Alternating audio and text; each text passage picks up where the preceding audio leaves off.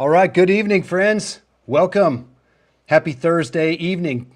Listen, tonight we are talking about something that frustrates almost every driven contractor at some point. And going to hit go live here on Instagram. Make sure we're good to go there. Boom, we are good to go.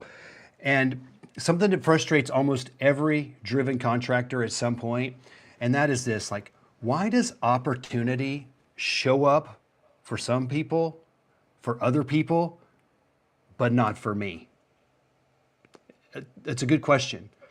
And if that question has ever crossed, if that's ever crossed your mind, say, hey, I'm ready to hear more. Just type ready in the comments. So I want to know who this is for tonight, okay? And I didn't want to have this conversation alone, so I invited Randy Hurtado to join me tonight. Now, you probably don't know Randy, but Randy's the COO of DT Roofing. Matter of fact, he helped scale that company. I think, Randy, if I'm wrong, from like 2 million to, with all companies involved, like $50 million annually. And next week he's going to be with me at the PCA Expo in Orlando, and he's coming alongside to help spread the word about something that I believe is a real opportunity for contractors who are serious about operating their business at a higher level. And matter of fact, many of our Contractor Freedom community contractors have already jumped on this. And so it's a no-brainer for the right operator, and we'll talk more about that at the end. But first, let's talk about why opportunity waits. So Randy, welcome, man. I'm glad you're here. Thank you for taking your Thursday evening to share it with us. Absolutely. Thank you for having me on. So Randy, before we go anywhere else tonight, when you hear the phrase opportunity waits, what comes to mind? I think it really comes down to the individual being ready for the opportunity. Oftentimes, it could be a godsend that the opportunity passed you up because you would have failed at the opportunity had you been given access to it. Man, you are reading my mind.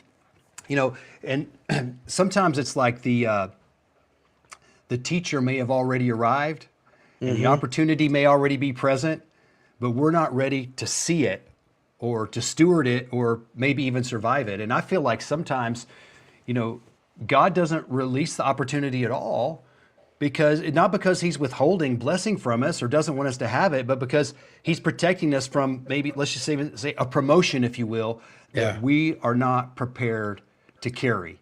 You've heard it say And there's blessing in the nose. yes, Yeah. but nobody wants to hear that. Yeah. And honestly, I don't even want to hear it. But Mhm. all progress starts with facing the truth, right? Yeah. It's like most contractors, they pray for increase, but very few actually prepare for it, right? Yeah. If you're You not know, prepared for it, then you're not going to be able to take advantage. so hey guys, if y'all are listening online, just want to drop a comment in there, just give us a thumbs up, ask a question, let us know that you're here with us on this Thursday evening.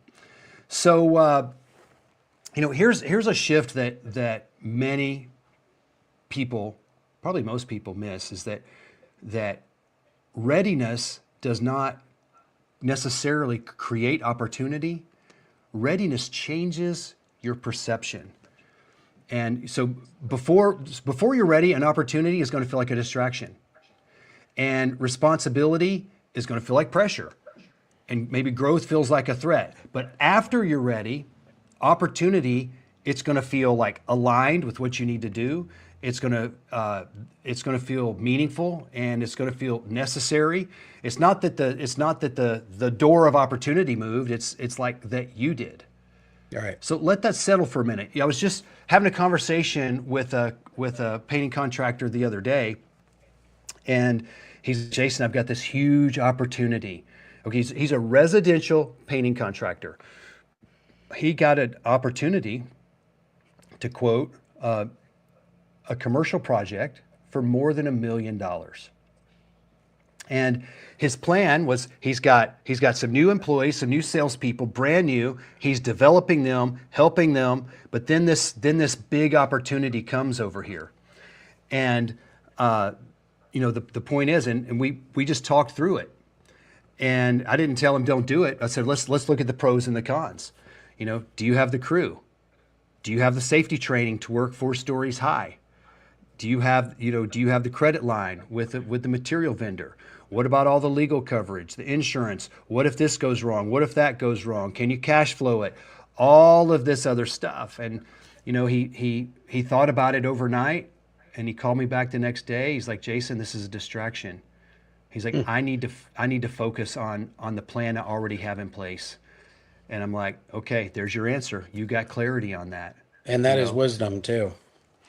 Because and it's some you mess up on something like that, and it could literally bankrupt you, right? So Randy, when you look back at your journey, what had to change in you before growth accelerated? What had to change in me? Well, when we talk about readiness, I had a huge opportunity. In fact, ultimately, I was able to take it. But many in my story is one that I came from an entirely different world. I was not in the home services world whatsoever. For 24 years, I was an IT security software consultant, and uh, my customer base was entirely different. My product line, or products that I was offering to my clients, the solutions, and I had this opportunity land in my lap.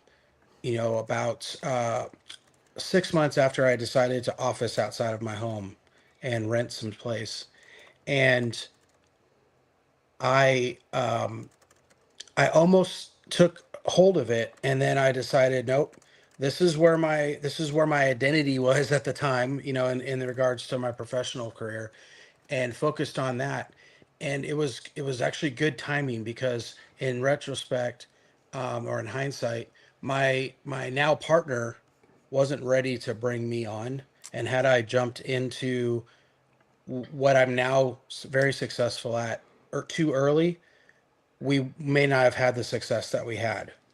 And so being intentional about, like the gentleman that you spoke to, realizing this seems really great, but I had a plan, and I need to stick to the plan, in the long run is going to allow him to run and to bid on so many more opportunities similar to that, because he's going to have the framework in place, he's going to have the processes in place, he'll have the talent in place, and he won't find himself babysitting every project on his own.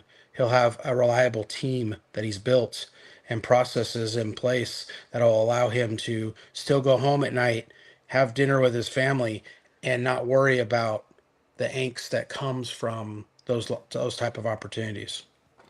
Wow, so he had to be ready too. Right. Yeah. So, and you also touched on something else that's very dear to so many, is that it's a slightly off topic, but you said he'd go home and have dinner with his family. Yeah. And so many times, those opportunities steal us from our family. Hmm. And is it, what's the trade-off? It's worth it. I get it. Some guys have to go off to war, right? Right. And they're gone for a long time. But we're business owners. We get to make a choice. We don't get told what to do. We get to make a conscious choice. Is this opportunity? Is it worth me pulling back, telling my family, hey, dad, mom, or whoever's going to be away, going to be working, going to miss a lot of dinners for a season, to go seize this opportunity? Yeah. And then the other piece of that is sometimes contractors get sucked down that hole and they never get out of it. And then Yes. their family's just left there. Their kids are growing up, and they resent dad for working all the time. That's right. And that is part of the readiness, is it's not just the operational side within the business. It's how that opportunity is going to affect everything, all the parts. Yeah. And most I would say, most leaders can probably look back at moments and identify moments where advice was given, but it was ignored, Yep. or truth was spoken to them and they dismissed it, and or even someone was trying to, offer them some correction and they resisted it. Hmm. And so it's like the issue isn't necessarily access to wisdom. A lot of times the issue is humility.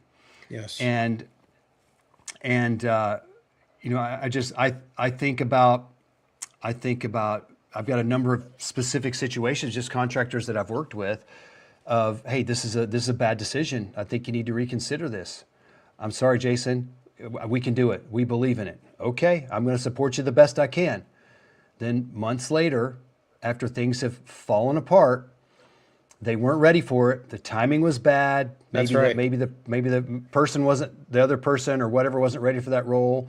And then unfortunately, a lot of strong entrepreneurial mindset people have to learn lessons the hard way. Yes. What they don't learn is, in order for you to be ready, truly ready for new opportunity, you have to first know how to be faithful with what you've been given already, right? And make sure that that you're firing on all cylinders there. Otherwise, the increase is going to overwhelm and And you're not going to be ready for it. and think about this. Why would God give us something that's not going to bless us, that's going to hurt us, or that we're going to waste? Why would he do that for us?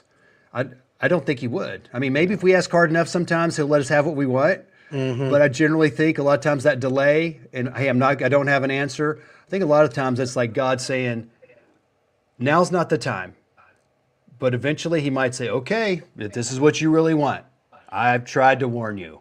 Right. We've done that as fathers, don't we? I have 6 kids, and I know of many situations where I had to let my kids learn the hard way.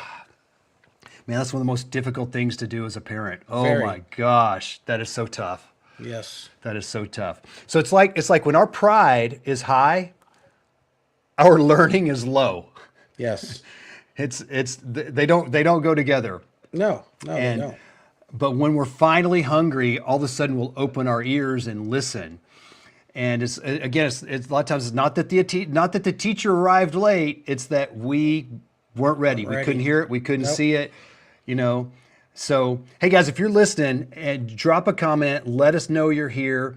And hey, if you've ignored advice in the past and later realized that it cost you, just type in "learned" in the comments. And I don't see anybody commenting there. I'm looking here at the comments. And so you guys pop in and let us know you're here. I know I can see you out there somewhere, but ask us a question. Ask Randy a question.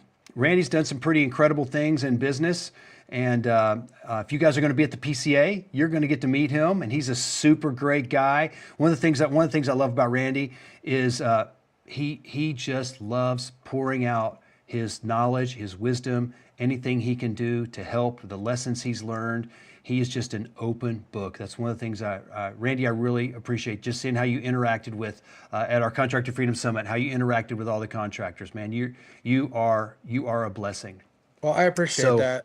Yeah, at the end of the day, as we were growing, watching our growth happen, there were people that I reached out to, that I was not afraid to say, this guy's doing it the way that I want to be doing it. I need to learn from him, and so now that we've gotten to a point where we've grown not only in revenue but also in our education of the businesses as a whole, and paid the dumb tax.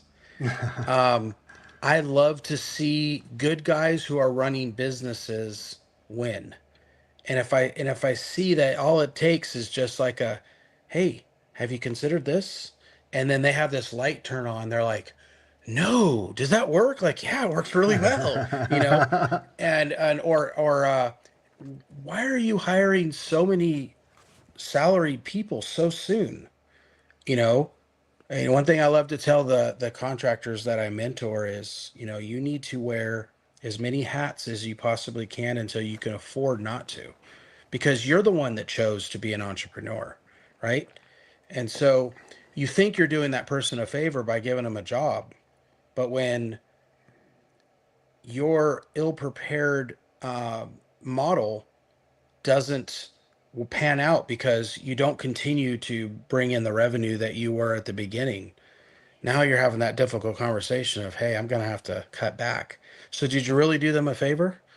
Right? They could have found Yeah. opportunity elsewhere, maybe still had a job, and now they're looking for a new job. That's And so exactly right, man. as owners, we have to think the big picture isn't just about us and about our success, but also the people that we involve in our growth, and how it can impact their lives professionally as well as personally, by us making the wrong decisions too soon or too late. Yeah, it's not like you're the only one taking the risk. They're taking a risk. They're quitting their job, and it's a setback for them too if they Oh get yeah. laid off. Yes. So one of the questions that that we can all ask is, hey, where is my next opportunity? But a better question would be, what am I not ready to carry yet? What am I not ready for? What do I need to prepare for? I think that's a harder question, because what it does is it puts responsibility, back on us, instead of I'm just waiting on God or waiting on opportunity. It's like, what am I not ready for? What do I Yeah. need to learn? Who do I need to become? Yeah, no question. I love you mentioned waiting on God, or you'll hear people often say, God's got this.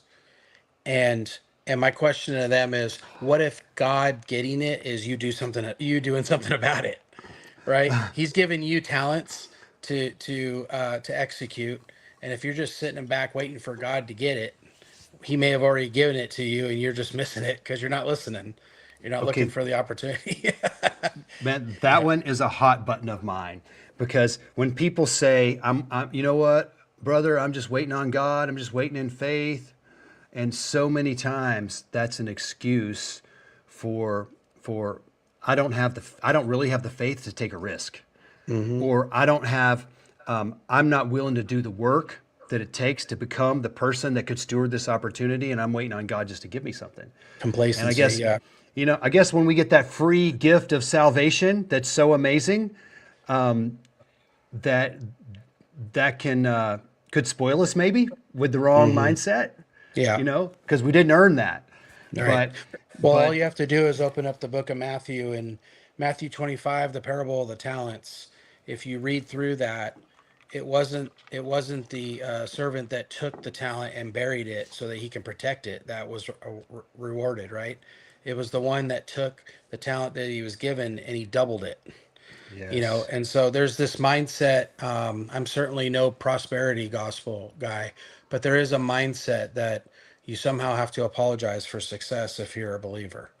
And Cole Hatter, he's a brilliant mind in our world, and he has made he's been very successful in the flipping of homes and various other construction companies.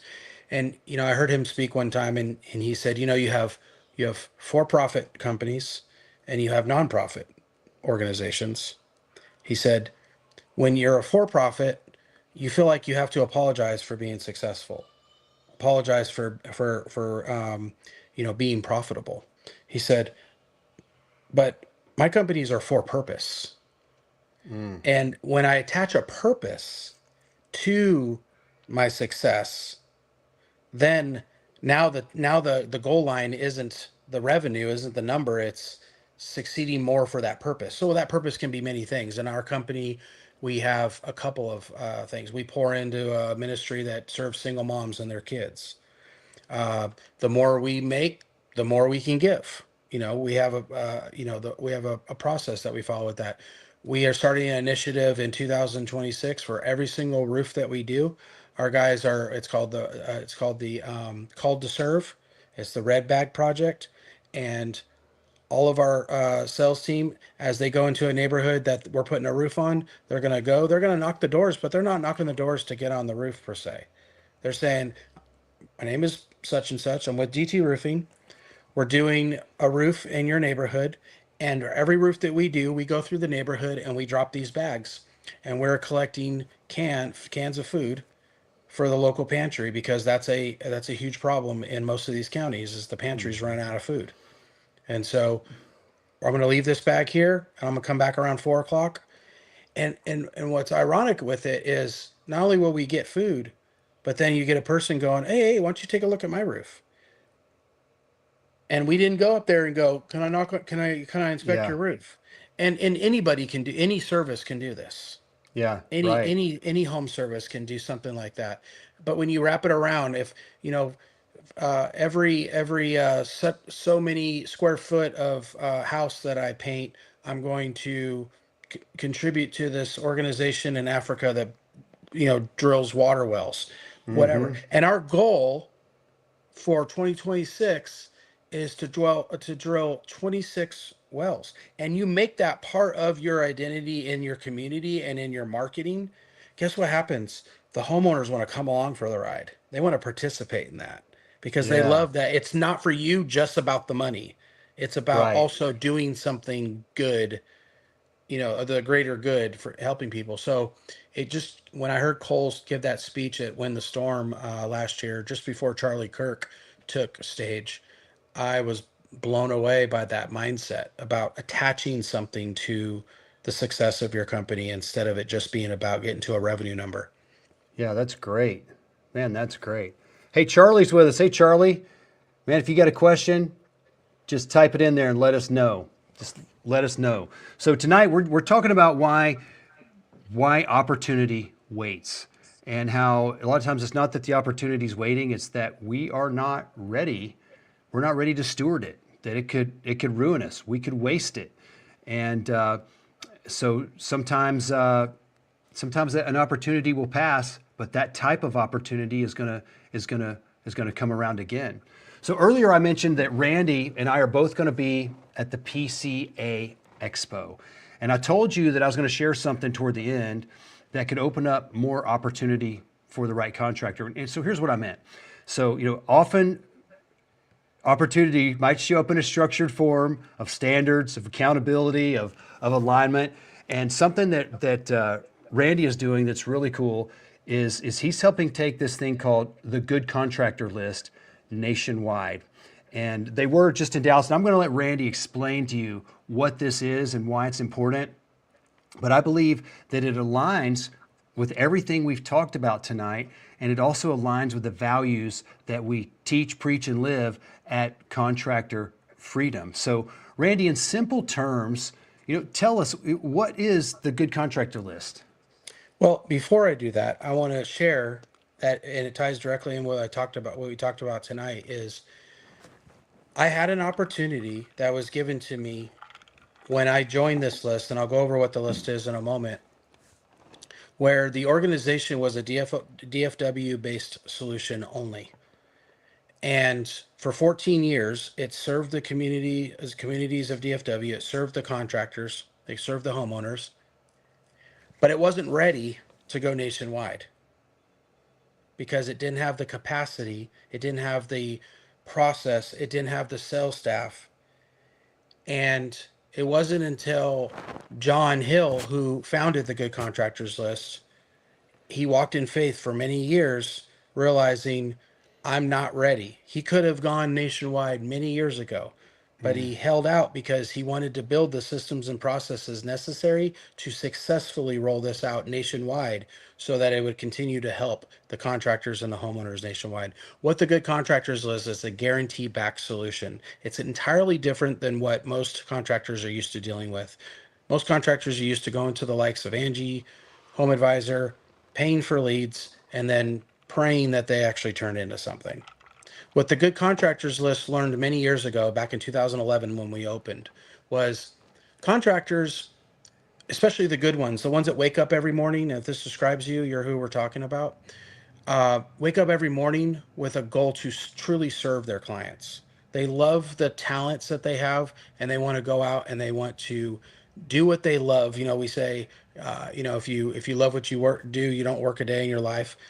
And many of the contractors, this will resonate with the audience. They love what they do and they just want to be paid for it. But they get sometimes overbid by some knucklehead who yesterday he was, you know, doing landscaping and today he's a painter, right? As an example.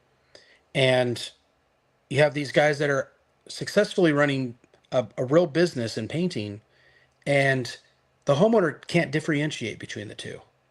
And what the good contractors list does is if you meet our requirements, and they are very specific requirements, and you make our list, we back every single job that you do as a good contractor with a $25,000 guarantee. And when you use that in your sales deck with your homeowners, it almost always changes the vibe of the conversation, because you may have gone through, I've been in business this long, I've been painting this long, I've been I have this many 5-star reviews, and but you sound like every other painter they might be talking Blah, to. blah, blah. Yeah. Yeah, because what they hear or what they're thinking is, says who? That's You, right. the guy who's trying to get business from me? But when you introduce the concept of a third party, that's not, going to give you a A+ rating or a platinum sticker to put on your truck, but an organization that said, I've vetted this contractor, and every single job he does, I'm backing with my money. It makes an entirely different conversation with the homeowner, because the one thing that most contractors make the mistake of thinking is that it's always about the money. Oftentimes it's about risk. When they say I'm getting 3 bids, it may not mean I'm trying to get the lowest price. It may mean I'm trying to figure out which one of the three I talk to I feel like is going to probably screw me the least, That's right. Yes. because there's so much fraud, there's so much bad acting in the home services industry. So what the good contractors list does is it changes that conversation between the contractor and the homeowner. It helps contractors win more opportunities that they have in front of them, so they're not constantly chasing leads. It complements marketing that they're already doing. And yeah, so it's a built-in trust platform. And I was a contractor on the list first. I had to give it a shot, and I had so much success with our roofing company that I approached John back in 2020 and wanted to take this nationwide, but he had the wisdom to say we're not ready yet. And so we didn't actually decide to launch it nationwide until last year, 2025. And because we were prepared, we're now in 24 new states, and we're serving the contractors who are the good guys and connecting them up with the homeowners that need a service without the homeowner paying for it. And so that's what the good contractors list is. I've come on as the COO to help take the company nationwide. As Jason alluded to, John lives, the founder lives in our community, and he watched DT Roofing go from a sub $2 million roofing company to a $30 million roofing company last year, and then watched also us grow 4 other companies that ultimately brought in a total of 50 million in revenue last year. And he understands how we run our business with integrity, and so he wanted to bring me on not only as a way to grow it, but also from a contractor's perspective, because this is what I do for a living. So if we're Yeah. having so if we're having a conversation, I'm thinking about it from a contractor. They're like, well, we could do that. I'm like, nope, you can't do that, because this is how this works. And they're like, oh, I didn't even think about that. It's like, yeah, well, I'm not thinking like you, I'm thinking like a contractor. So yeah, it's a great resource. It's very inexpensive. We purposely keep it low cost because we want all the good guys on the list, and we want to pair them with the homeowners that need projects completed. And so it's very inexpensive. Um, it's a fixed cost, so it's not a percentage of the contract or anything. So that is the good contractors list in a nutshell. And I'm looking forward to meeting with painters at PCA next week.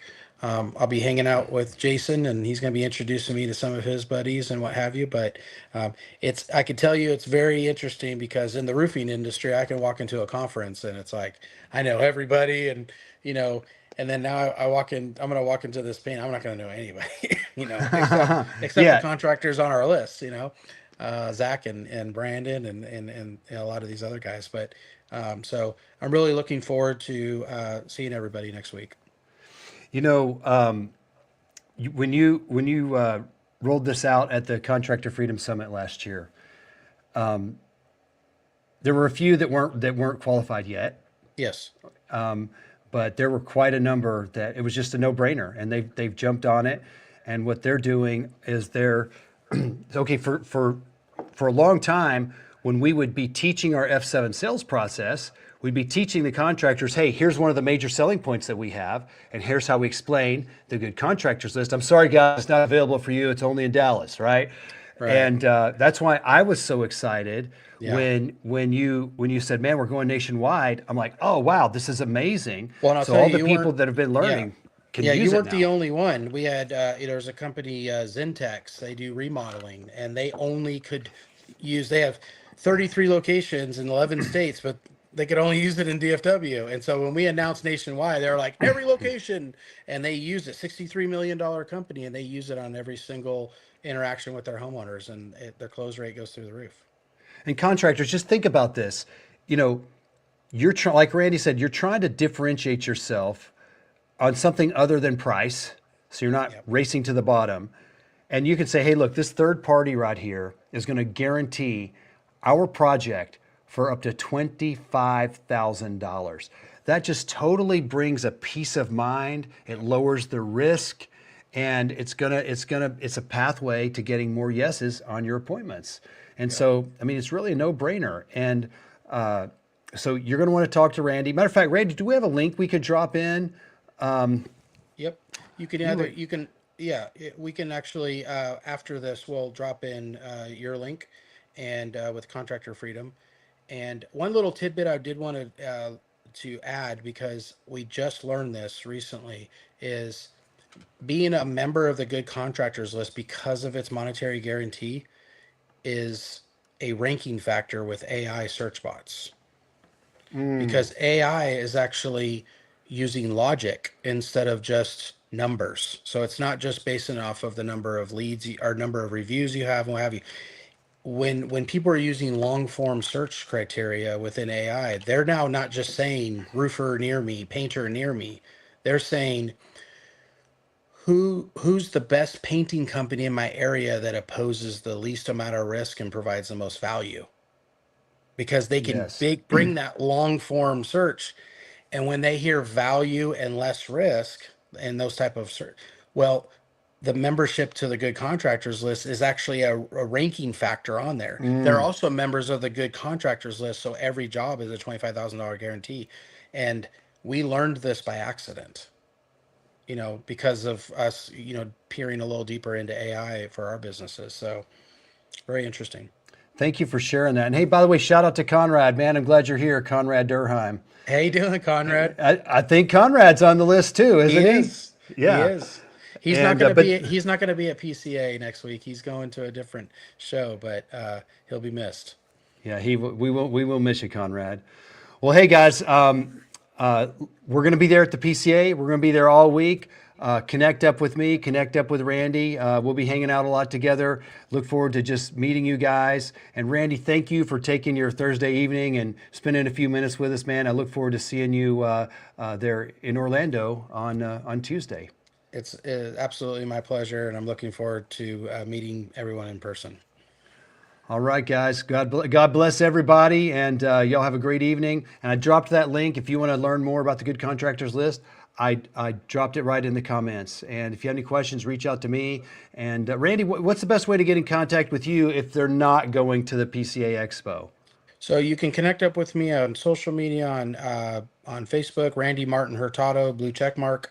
And then, of course, you can reach out to the Good Contractors list and ask for me directly. And otherwise, if you fill out the link that Jason provided, that'll get to me as well. Okay. Awesome. Thank you, Randy. All right. God problem. bless everybody. We'll see y'all later. See you Bye-bye. guys. Oh, hold on, Jason. There you go. That's a lot. Ah, there we go. There you go. All right. There we go. Love it. Love it. Love the swag. All right, man. God bless. Bye-bye.